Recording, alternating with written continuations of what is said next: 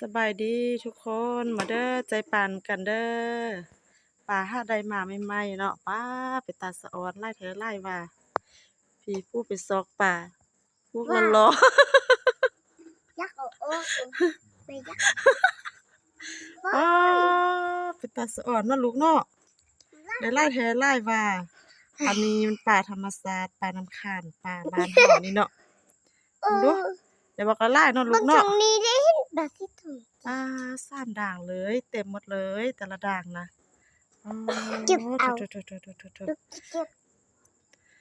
ลูกที่เด็ดเอา ไปตอนค่ำแบบนี้เราจะได้ไล่เนาะคันไปกลางเว้นแล้วมันฮ้อ นะ น เอามาให้ โอ้ยลูกใจบ่เป็นลูก ได้ แต่สะ เบิ่ง อ่อ กัน น เนาะ ละ มองดู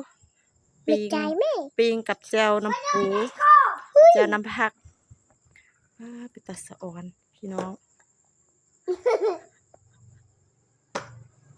หมวกครับป่าละเป็นแบบนี้ เจ๊ไปใส่ออกลูก ได้นานขึ้นมาก ตัวนี้ชื่อไล่กดหมูตัวนี้นะได้บักไล่เต็มหมองเลยตั้งแต่ลุ่มจำเทิงตาสะอ่อน บอกมึงเล็กปากทำไร เดี๋ยวบักไล่ ขึ้นไปเถอะปึ้งป่า มองดูความน่าแซ่บตัวนี้